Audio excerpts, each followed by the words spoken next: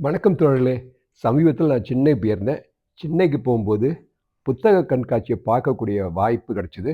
ரொம்ப சந்தோஷம். நான் குடும்பத்தோட அந்த புத்தக கண்காட்சியில போயி உள்ள நுழைஞ்சோம். பார்க்கும்போதே பிரமிப்பிக்க வகையா இருந்துச்சு. ஏற்பாடுகளும் அனைத்தும் மிக சிறப்பாக இருந்துச்சு. ஒரு car parking, two wheeler parking அவ்வளோ வசதிகளும் இந்த ட்ரிப்பு நல்ல சிஸ்டமேட்டிக்கா பிளான் பண்ணி செய்திருக்காங்க. அந்த அரங்கத்துக்குள்ள பார்த்தீங்கன்னா, ஏகப்பட்ட பேர் நுழைவாயிலே வெளிய இருந்துகிட்டே இருந்தாங்க. மொத்தம் 9 அரங்குகள் இருந்துச்சு. ஒவ்வொரு அரங்கத்துக்கும் நல்ல ஒரு தமிழ் பெயர் குடுத்திருந்தாங்க. முல்லை, மருதம், நெய்தல். இது வந்து நமக்கு வந்து ஒரு பழமைய வந்து நமக்கு புதுப்பிக்கிற அளவுக்கு இந்த புத்தக காட்சி இருந்தது. நம்ம எப்படின்னா, தமிழர்கள் வந்து ஜாதி அடிப்படையில பிரிக்கவில்லை. இயற்கைப்படி ஜியோகிராபிக்கல் லொகேஷன் வச்சு தமிழர்கள் வாழ்ந்தார்கள். அதை எடுத்துக்காட்டாக அந்த அரங்கங்கள்லாம் அமைக்கப்பட்டிருக்குது. இப்ப நான் பார்க்கக்கூடிய அரங்கம் வந்து மருதம். மருதம் எல்லாருக்குமே தெரியும். பலவிதமான செடிகள், காய்கறிகள், உணவு வகைகள வளர்க்கக்கூடிய இடம். முல்லை. அது கிட்டத்தட்ட பார்த்தீங்கன்னா, ஒரு மலையை சார்ந்த இடம். இப்படி ஒவ்வொரு அரங்கத்துக்கும் ஒரு பெயர் குடுத்திருந்தாங்க. இப்ப நான் பார்க்கக்கூடிய ஒரு அரங்கம் வந்து, முன்னாள் ஒரு காவல்துறை அதிகாரி திரு சைலேந்திர பாபு. அவருடைய இதுவும் ரொம்ப நன்றாக இருந்தது. இன்ஃபர்மேட்டிவாகவும் இருந்தது. இப்ப நான் போன பகுதியில இருந்து பார்த்தீங்கன்னா, நெறைய காம்படிட்டிவ் எக்ஸாம்ஸ்க்குரிய ஸ்டால்கள் இருந்தது. ரொம்ப எனக்கு ஆச்சரியமா இருந்தது. பொதுவா இப்ப உள்ள இளைஞர்கள் பார்த்தா, சோஷியல் அடிக்ட்ல ரொம்ப இருக்காங்க. புத்தக வாசிப்பு தன்மை குறைஞ்சிடுமோன்னு ஒரு பயமும் இருந்துச்சு. ஆனால் அந்த இடத்த போய் பார்க்கும்போது பார்த்தீங்கன்னா, அந்த காம்படிட்டிவ் எக்ஸாம்ல பார்த்தீங்கன்னா, நெறைய யங்ஸ்டர்ஸ் இருந்தாங்க.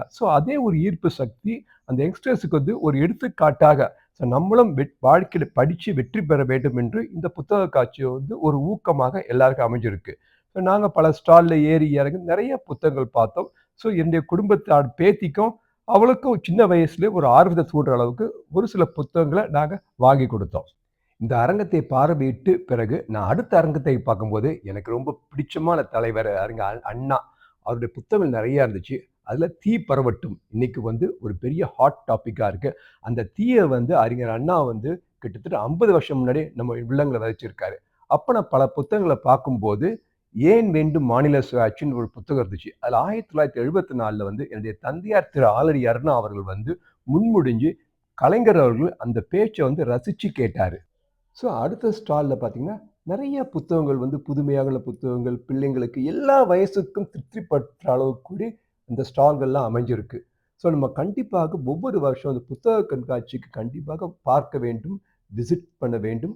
அங்க இருக்க நெறைய விஷயங்கள வந்து பல ஆதர்கள தெரிஞ்சுக்கலாம். புத்தகம் வாசிக்க வாசிக்க தான் நம்முடைய எழுத்து வடிவம், புது புது சொற்கள படிச்சு, நமக்கு எழுதுத் திறனோ, பேச்சுத் திறனோ வந்து அதிகமாக ஊக்குவிக்குது புத்தகம் வாசித்தல். இப்ப என்னதான் நமக்கு வந்து சோசியல் மீடியா, புக் இருந்தா கூட, புத்தகம் வாசிப்பதில சுவை வந்து எதுவுமே கிடையாது. ஏன்னா ஒரு புத்தகத்த நம்ம வாசிக்கும்போது தான் பல்வேறு கருத்துக்கள தெரிஞ்சுக்கிறோம். பல்வேறு வார்த்தைகள தெரிஞ்சுக்கிறோம். அதனுடைய அர்த்தங்கள தெரிஞ்சுக்கிறோம். எழுத்தாளருடைய அதோடைய எழுதும் தன்மைய நம்ம தெரிஞ்சுக்கிறோம். அப்ப எந்த அளவுக்கு நம்ம புத்தகத்தில சுவாசிக்கிறோமோ, அந்த அளவுக்கு நம்முடைய பேச்சாற்றல், புத்தி கூர்மை வந்து மேம்படும். நாங்க குடும்பத்தோட வந்து ஒரு சில மணி நேரம் தான் அந்த புத்தக கண்காட்சியில செலவு பண்ணோம். ஆனால் நம்ம சுருக்கமாக சொன்னா, 1 நாள் தேவை அந்த புத்தக கண்காட்சியில செலவு பண்றதுக்கு. அப்பதான் வந்து எல்லா புத்தகங்களும் பார்க்க முடியும். புத்தக அரங்கத்த விட்டு வெளிய வந்து பார்த்தீங்கன்னா, மற்ற ஏற்பாடுகள் ரொம்ப சிறப்பா இருந்துச்சு. உணவுக் கூடங்கள் இருந்துச்சு, கைவினைப் பொருட்கள் இருந்துச்சு. அப்புறம் சில அலங்கார செடிகள், மூலிகை செடிகளும் வச்சிருந்தாங்க. நமக்கு வந்து ஒரு மல்டி டைமென்ஷனா இருந்துச்சு இந்த புத்தக கண்காட்சி.